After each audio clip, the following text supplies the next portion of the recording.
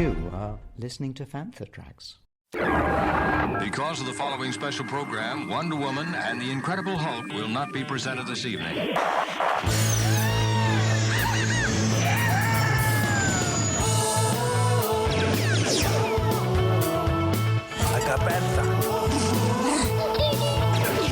It's time to get all your Star Wars news in a single file. That doesn't sound too hard. Boom! This is Making Tracks. This is the way.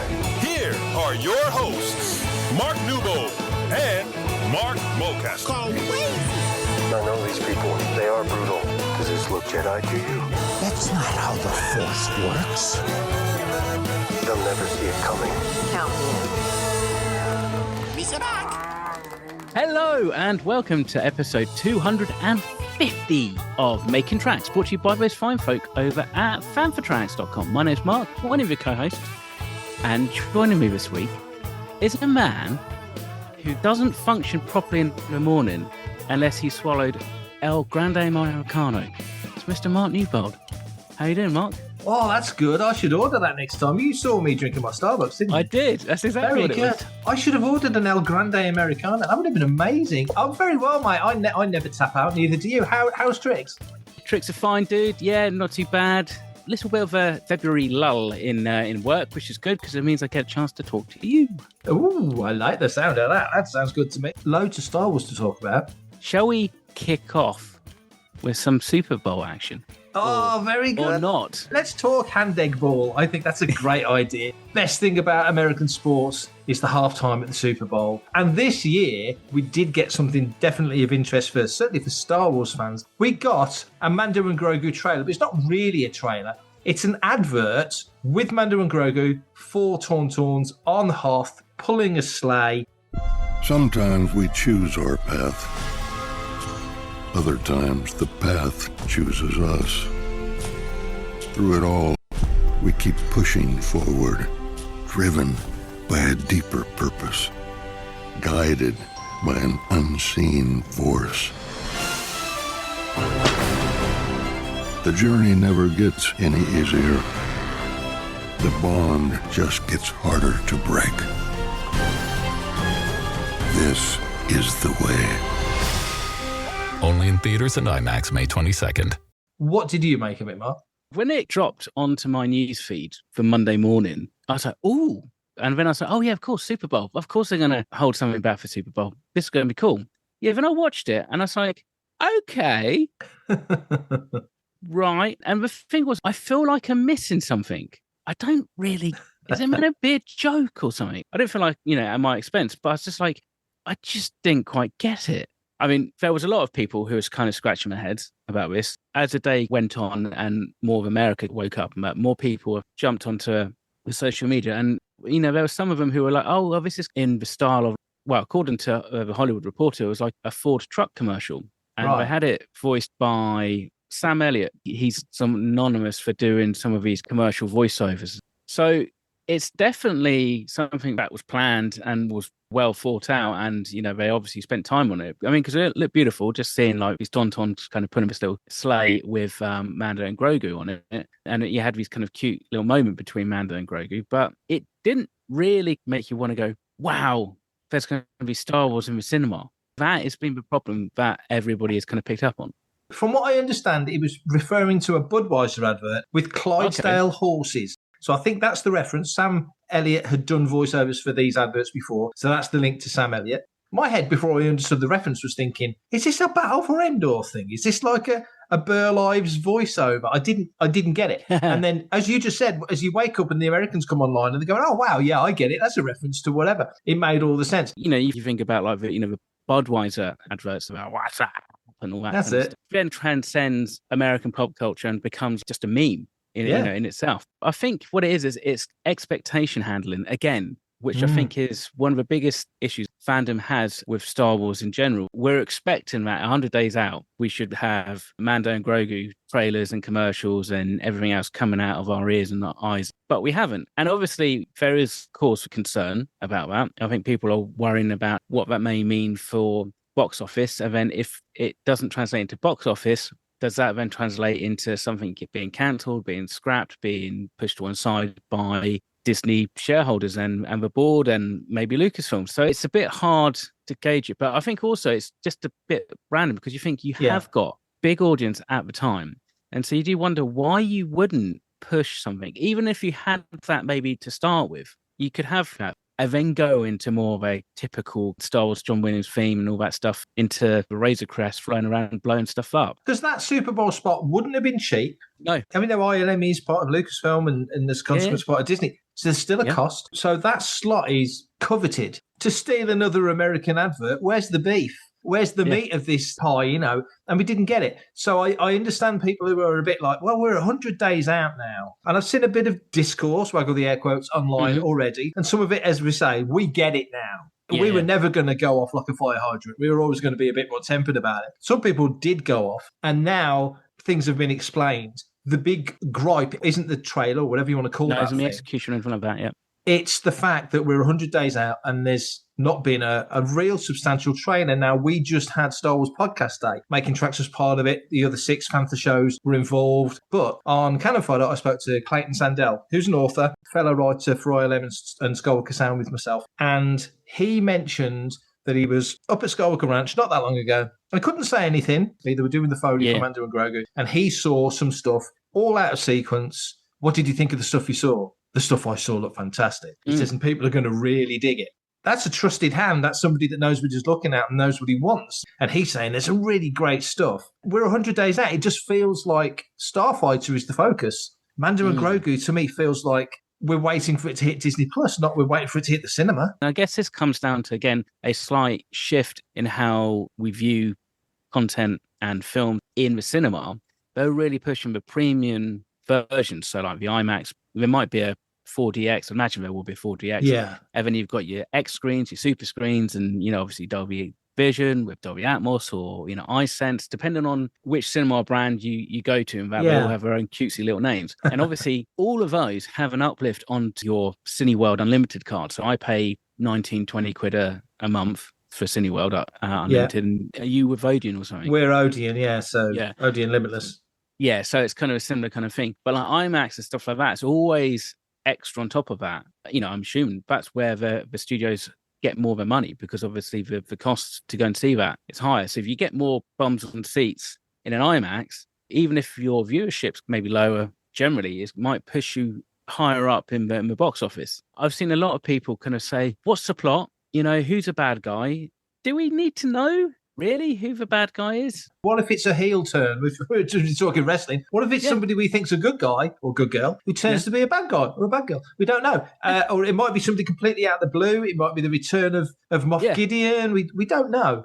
Lucasfilm are no slouch when it comes to marketing. We know that they can market a Star Wars paper bag or even a Star Wars sick bag, if you remember what they had in the airlines. It's notable that there's so little marketing going on. Surely we're not expecting the Disney earnings call for second or third or fourth quarter for them to go, oh, well, we really dropped the ball with the marketing. I almost wonder if this is intentional for some reason. Well, it's coming out on the 22nd of May and Star Wars Day should be the 25th, but it's May the 4th because it sounds cool. So May the 4th. So we're only, 3 weeks ahead of the film coming out, less than 3 weeks. So that's not enough lead time to get people excited and energized. It will be part of that journey, I would say. Oh, yeah, totally, yeah. But not the be-all and end-all. That is too late. That is definitely way too late. Going to the cinema is so expensive now. It's an appointment. It's not just on a whim, generally. You book it, and you'd like to think with a film like Mando and Grogu, big opening weekend, all the people that watched it on Disney Plus, anyone who has a passing interest, who thinks Baby Yoda's really cute, or that guy looks like Boba Fett, or whatever it might be, or just the fact, wow, new Star Wars film in the cinema. What worries me is the Solo a Star Wars Story example. When Solo came out after Last Jedi, and I'm not talking about the backwash from Last Jedi in terms of the reception of it by certain elements of the fandom. I'm on about the fact that it came out 5 months after the previous Star Wars film, which is so unlike a Star Wars film to do. And people were like, oh, I've seen that. I saw it at Christmas. No, this is a new one. And people didn't understand or realise there was another Star Wars film out. Okay, we've not had a Star Wars film since Rise of Skywalker. I was going to say, but that's the thing. We haven't had a Star Wars film since 2019, 7 years. So it's weird that there isn't a big push. There's definitely some Lego stuff happening on the 1st of March because the clubs have been invited and there's no NDAs associated with them. So whether or not there's going to be maybe a little bit of a ramp up, say maybe for March, maybe with Lego, the news cycles, as it were, are kind of shorter now. Things don't stay in cinema quite so long. True. Maybe the marketing cycles, they're just compressing it a little bit. And maybe it will come out, they will just hit us really hard and fast. Rinse it like crazy. But in a short period of time. You won't be able to escape it. It's going to be across all the social media, everywhere else, but it's just going to be closer to it. So maybe, 8 weeks out rather than 12 weeks out. No, I think you could be onto something there. And if that's the plan, obviously they've got a plan. This isn't just pulled out of thin air. They know what they're doing. Yeah. I just think for us, what might be the key point to the whole query or conversation, it's been 7 years since the last Star Wars film. Yeah. And if you go back to the way cinema was 7 years ago to the way cinema is now, when Rise of Skywalker came out, Disney Plus had literally just launched. We had that weird little season 1 crossover with Mando, if you remember, this Grief Karga scene where Grogu heals him, and the snake scene in Rise of Skywalker was kind of like alluding to each other. So it's the first thing you could even say was a semi-crossover. But now, cinema's different, media is different, the presentation of the media is different. So it could very well be exactly what you said. If Lego stuff's coming out in March and a media push starts then, I guess a film that comes out in March, a lot of those films could very easily already be on Paramount, Netflix, Amazon, Disney Plus by the time Mando and Grogu even arrives in the cinema, only 2 and a bit months later. So, things have changed. I'm Brian Herring, BB-8 puppeteer, and you're listening to Fantha Tracks. That'll learn you. Okay, so it's time for our first interview of the episode. We're heading back to Surrey, November 2025. Myself and Michael Jenn. Michael played Supervisor Legret in seasons 1 and 2 of Andor, A Star Wars Story. So here's me and Michael talking all things Andor on Making Tracks. So we're here at Smugglers in Surrey. I'm here with Michael. How is the show going so far today?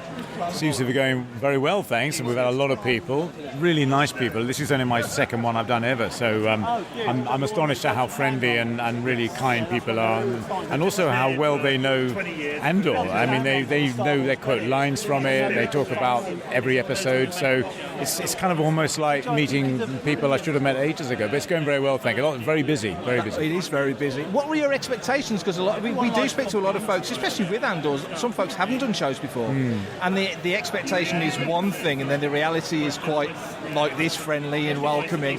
What were your expectations, really?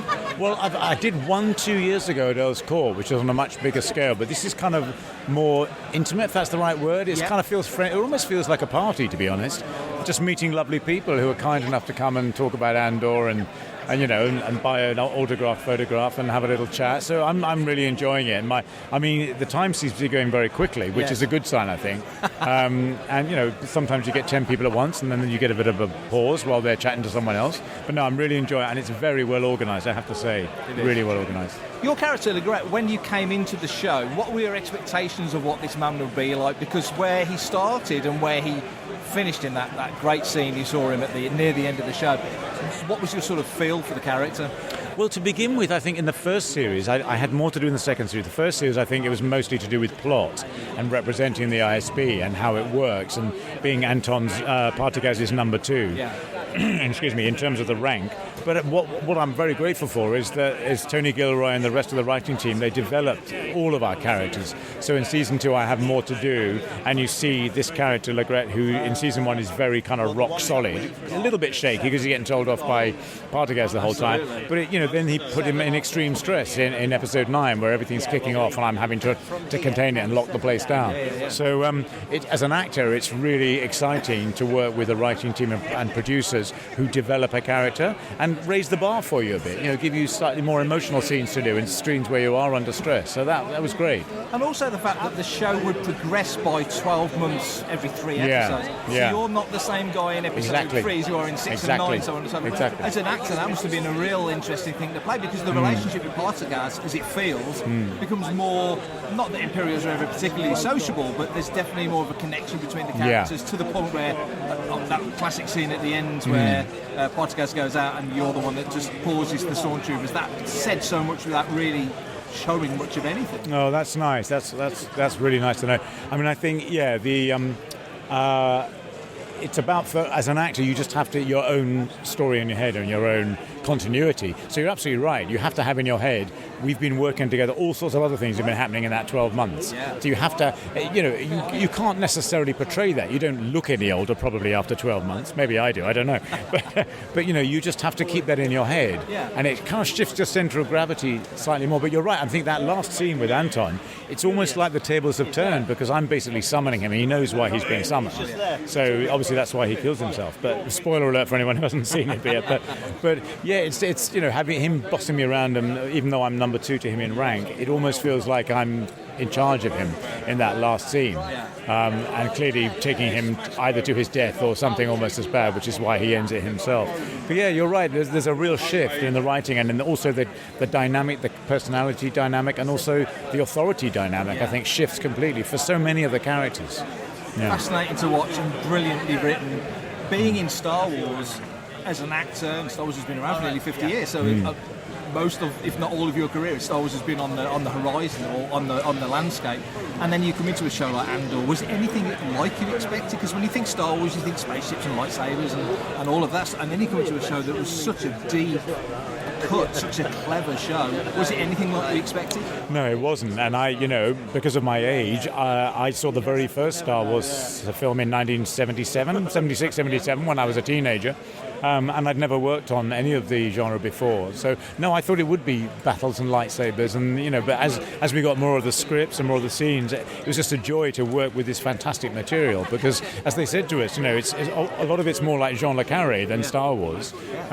So it's about intrigue, it's about betrayal, it's about people being assassinated, So it's much of it is not like a typical Star Wars, which is maybe why some people like it so much. As good as the other Star Wars things are, this is sort of a departure. It's a different style, I think, a different narrative as well. But phenomenal writing. We all said that if you got one word wrong in a line of dialogue, you knew it. It was like a car feeling a bump in the road. The writing is so lean, so brilliant that if you paraphrase a word, it's like someone jolting you, and you have to say that's not correct. And the script, like, no, you're saying but instead of and. It was literally as precise as that. I'll let you carry on because you've got people waiting for you. But one final question: you're in this world now. You get to meet people. It's a whole aspect that Star Wars offers that a lot of other shows don't. Are you looking forward to sort of entering this world a bit? Yeah, I'm still a novice really. Andor's the only 2 seasons, but that's the only one I've done. So yeah, I hope there's more, and it's lovely to meet all these people. Most of them know more about Star Wars than I do. So I'm learning a lot from the people who come as well, the visitors. Yeah. Fantastic. Thanks for your time. Thank you. Thank you. For everything in one location, daily news, reviews, interviews, podcasts, video and social media feeds. Bookmark FanthaTracks.com for Star Wars news 24/7, 365.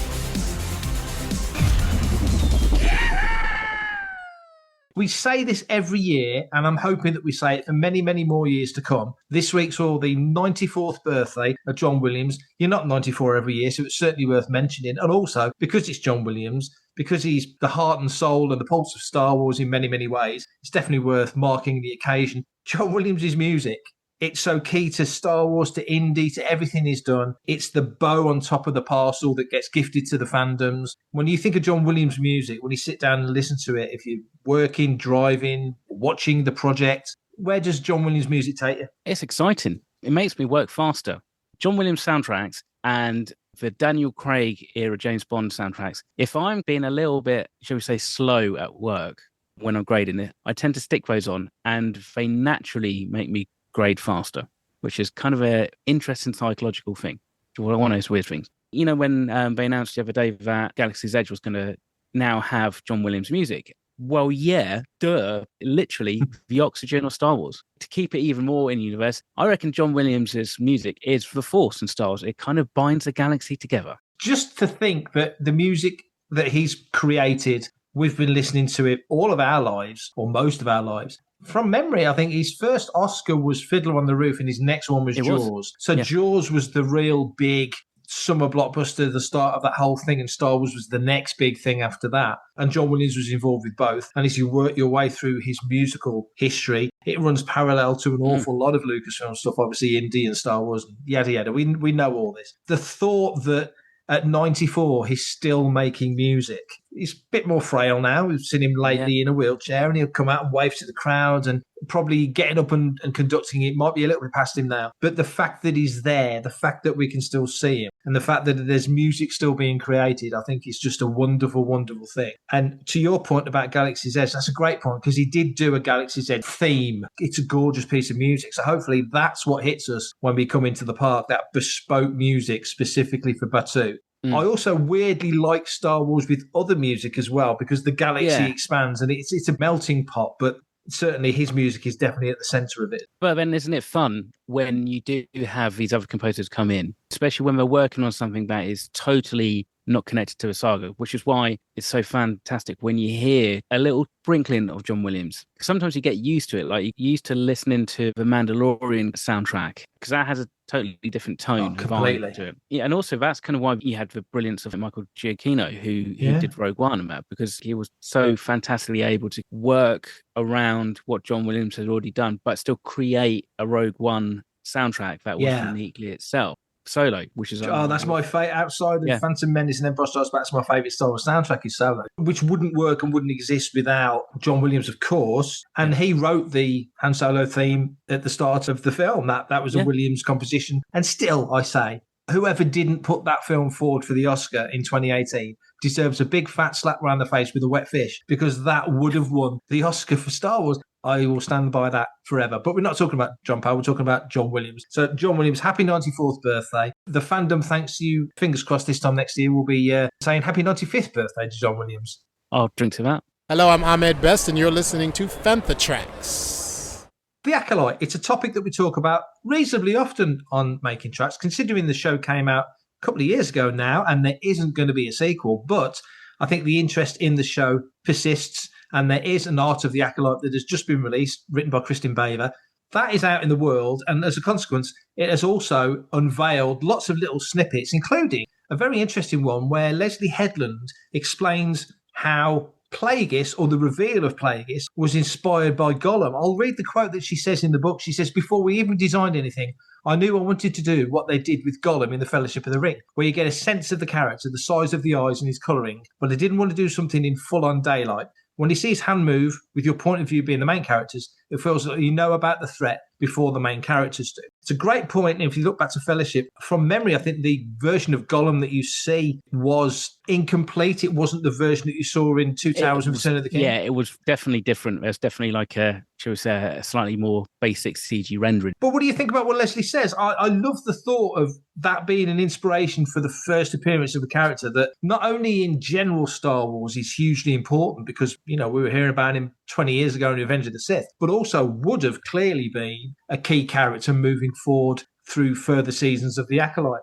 I mean, it's a nice little homage, actually. And it does kind of make you kind of wonder what she had planned for this version of Plagueis. We hear about him, but I think we hear about him more from like Palpatine's point of view, don't we? And basically he kills him. I mean, I like it because he's kind of like, he's sneaking, a bit like Gollum kind of was then, in the shadows. And if you remember, like Gollum in Fellowship of the Ring is basically following them all the way along through the Mines of Moria, mate. He's just ever so slightly padding behind. It does make you also wonder what other cool little references to either Lord of the Rings or other films that maybe Leslie Headland was trying to maybe work into other bits of The Acolyte. We've been doing the show a long time, Mark. This is episode 250, so we've been doing this quite a while. But we talk about influences and things like that on Star Wars, where you pull from something obliquely and it's not too in your face and it's a subtle thing that is more of a tonal Magpie pick than just a straight up rip off. On the nose, it's not, and this wouldn't have been too on the nose, because you can tell that she's going for the tone and the vibe and the feel of that. Because as you say, Plagueis at this point is very much in the shadows.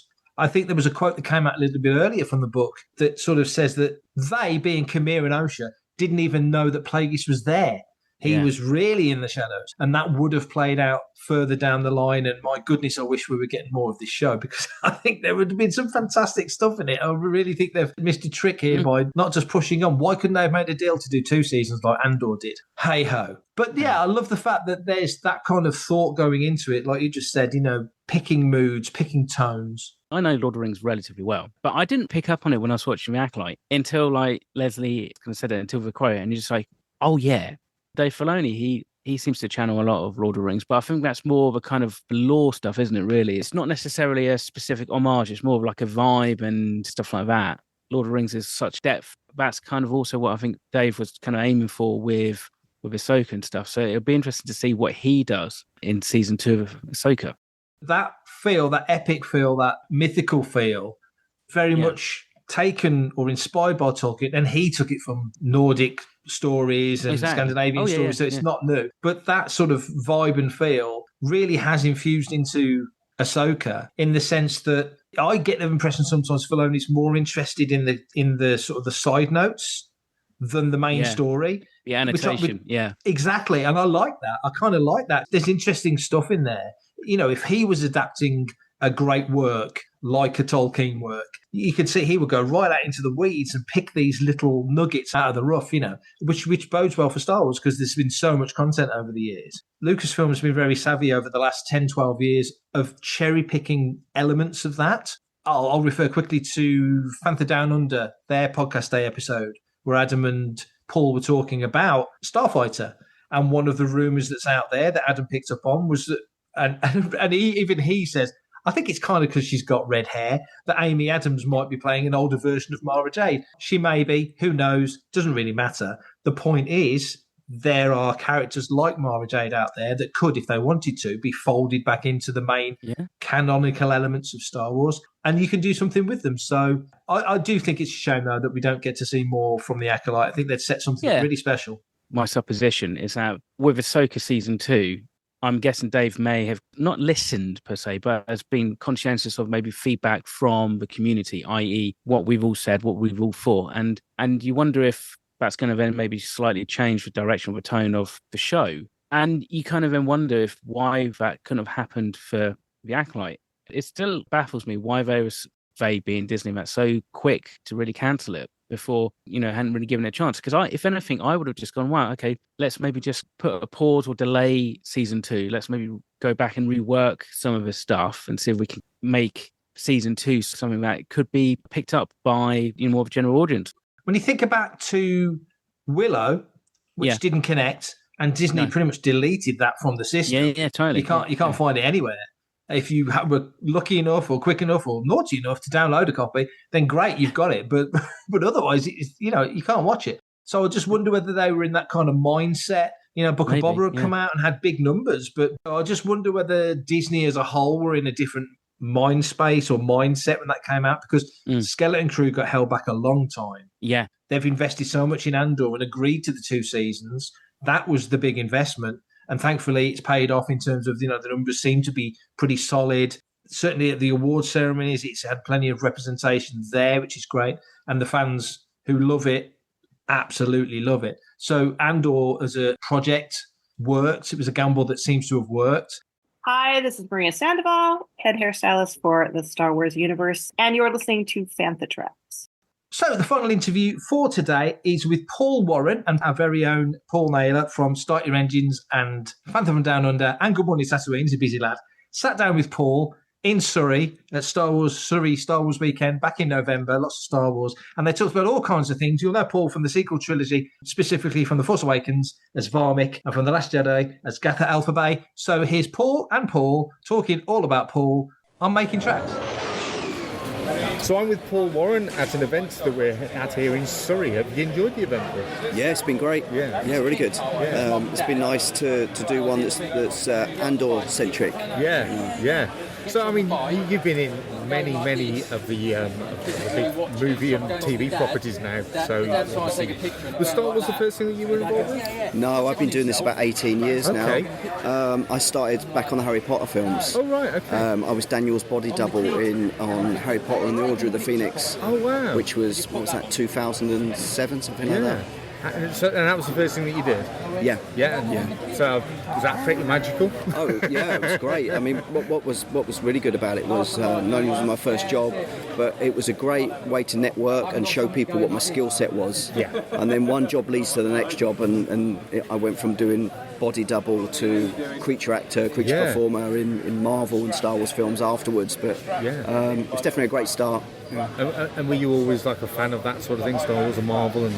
Yeah, big fan. Comic reader as a kid. Star Wars, I've been obsessed. I was born 74, so I was 3 years old when it came out. And like everybody at that age, I had the bedspread, had the toys, everything was Star Wars at that age, wasn't it?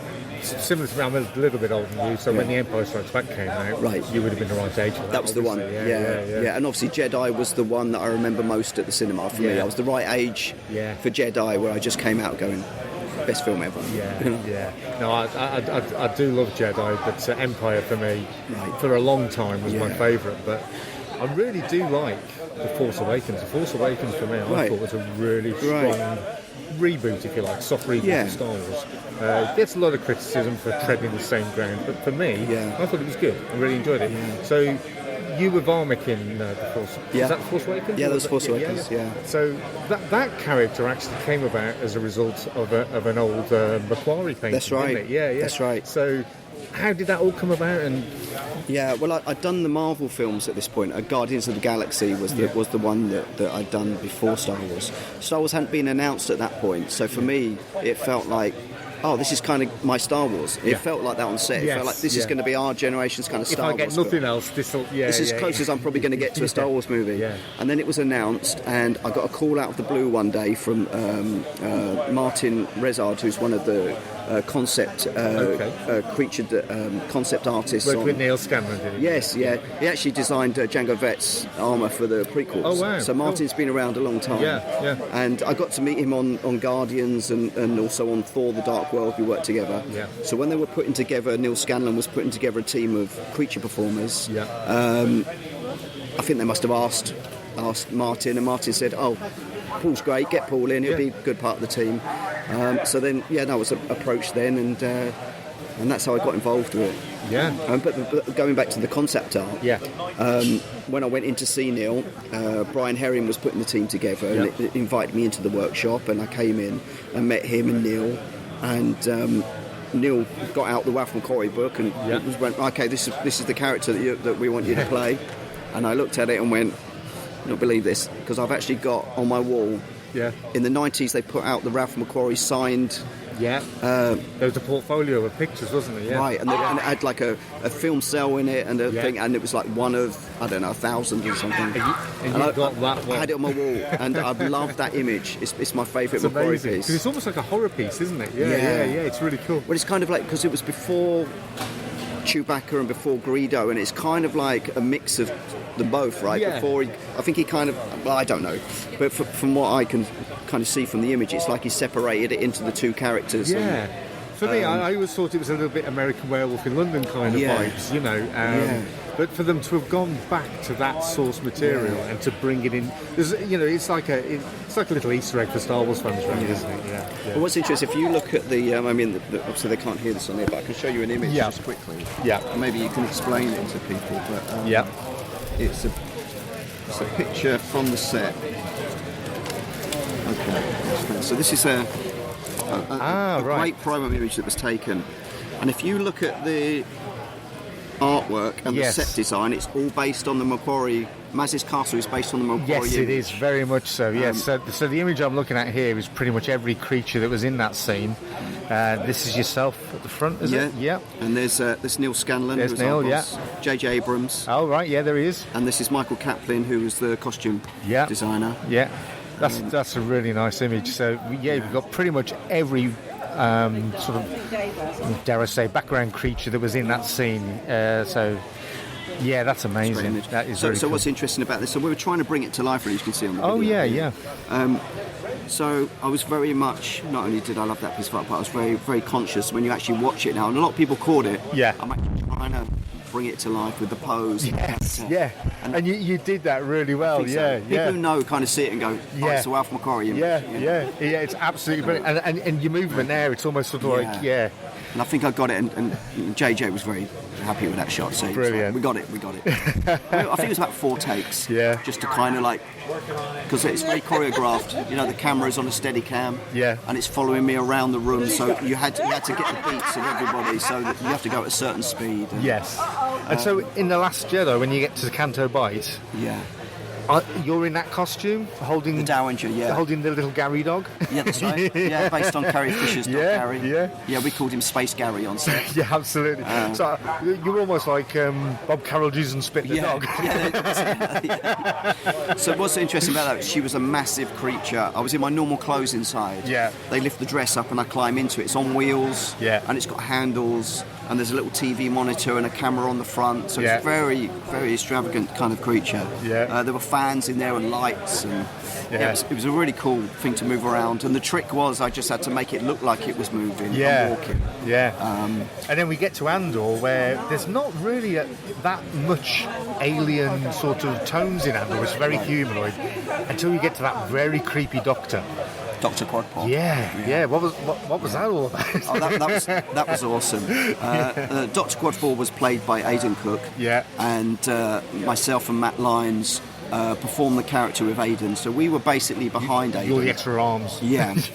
People probably remember he's got 4 arms. Yeah. And we were doing the small arms. And what we had to do is we tried it with just one person behind. Yeah. It's hard. It's difficult to see what you're doing. It very much looks like person behind them, doesn't it? It does. Yeah. So the trick is we have an arm each. Yeah. We're facing away, looking at monitors. Yeah.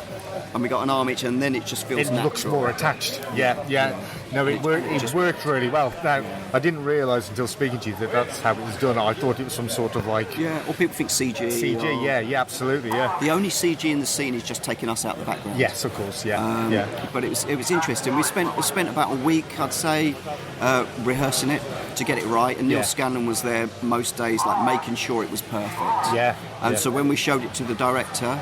Of the episode, which was episode 6, season 1, called The Eye. Yep. The director, she was like, "Oh my god, that's amazing." It's a great episode as well, isn't it? It's a great episode. Yeah. That's the one with all the shower with the rainbow sort of shower, isn't it? No. We actually got to a point as well where me, Aidan, and Matt could actually walk around the set as Quadpaw and do anything as one. We were so in sync with it. Yeah. I remember showing the director, and she just said, "No, just stand behind the thing and do the medical thing." We could do whatever she wanted, so we gave her the option if she needed to. We could brilliant. But what they left in, I think they left the majority of what we rehearsed anyway, so they didn't cut too much from it. It was pretty creepy. Yeah. The coordination was difficult to get going, but once we got it and it clicked, I just remember there was like in the workshop when we showed all the team, it was just like a little standing ovation of just like, wow. Excellently done. It looked great. Yeah. We're very proud of it. Are you still working at the moment on different things? There's probably things you can't talk about. Yeah, can't talk about too much, but there's more stuff with the Motley Crew that I've been hanging around with. But yeah, we got stuff going, and brilliant. I'm very, very grateful that I'm still working and doing it after all this time. Yeah. What did you do prior to this? I was a musician. Okay. Yeah, I was in a punk rock band trying to make a living. Before that, as a kid, I did drama, and I was going to be an actor, and then got derailed with punk rock and drink and nothing wrong with a bit of excess. That's it. And then I found the acting. Well, I was 32 when I started acting. Yeah. And I just kind of fell into it with the Potter stuff, and just felt as a natural. Yeah. And you felt like you'd found your calling almost, yeah? Yeah, it's one of those cliches of like, you don't know what you want to do until you find it, and whenever you find it in life, and I'm very happy doing this job. I love it. Brilliant. Thanks for that, mate. That's You're brilliant. welcome. Thank you. Alrighty, that is all we have got time for today. So thank you very much for listening to episode 250 of Making Tracks. And so, no listeners' question, which means we're going to ask, we're going to beg, we're going to borrow. We might even steal some questions for next week. So if you've got a listener's question, if you've got a thought, you've got a theory, or just a complaint about, Super Bowl ads or Star Wars or anything in general, you can send them in. And Mr. Newbold can tell you how you can do it. Yes, I can, my friend. And here's how you can do all of that good stuff.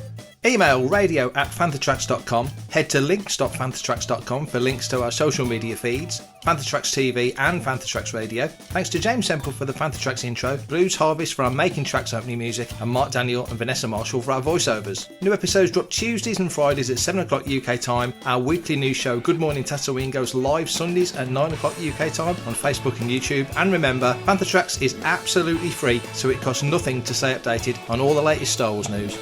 And that's me done for this episode, Mark. Thanks, mate. That is me done for this week's episode as well. So, until next week, everybody, stay safe, take care, play with lots of Star Wars, or even just play by yourself. May the Force be with you. Coming up next on Fantha Tracks Radio, it's another episode of Making Tracks. And never play John Williams in the bedroom.